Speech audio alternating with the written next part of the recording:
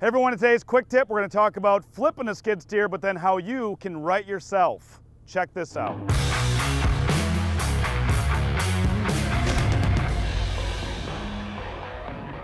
Okay, today's quick tip, it's about skid steers, and we see a lot of these are smaller machines. People think they're safer. You can get a lot of trouble on a skid steer. One of the most common mistakes a rookie makes, driving around with his bucket up in the air, and most typical, the skid steer is going to flip forward. And we like to show people that, one, you know, it happens. You want to know how to right yourself and not panic. So that's my number one tip. Don't panic when this happens. It's also the reason you're going to be seeing I'm going to be wearing a seat belt, safety lock, the device, the bar is in front of me. So we're going to do this in a controlled environment, but it's really good for you to understand and how this works. So for this one, I actually just kind of manually created a trench here. So I've got a fully loaded bucket. So typically what will happen on a job site, you're going to have a new operator that's going to have his bucket up above his cab, and he's going to end up going over a trench or something like that.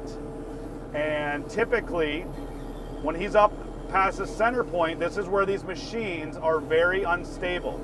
So this is typically when you're going to tip over. Now again, I'm in a controlled setting, so I'm going to end up, again, I know it's coming, so I'm going to be holding on to this, but as I go forward here, you're going to see my machine go end over, and I force it here by going into reverse. So right about here, right there.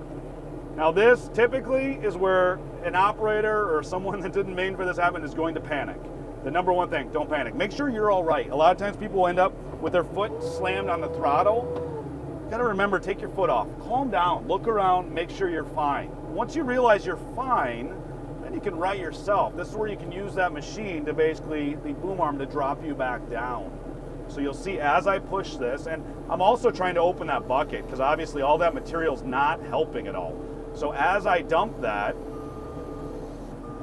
I'm dumping that bucket and I'm able to get right out of it. Now after you recover out of that, I always recommend a couple things. First of all, get the machine parked, get out of the machine. Make sure you didn't, sometimes the adrenaline kicks in, you might have been injured, you have no idea, but also report it to a supervisor if there's one on site to let them know what happened, and then do a final inspection on your machine to make sure nothing happened. Now that's the most common going forward. Obviously if you fall back or go to the side, that's gonna be a different story. Know your exit points on the machine. There is a tab here that you can pull the rear if you did need to get out the rear. That's today's quick tip. There you go. So we flipped the machine and we showed you how you set it back up. Hopefully you guys learned. Put in the comments below if you have any other tips or tricks you have. Thanks for tuning into this quick tip.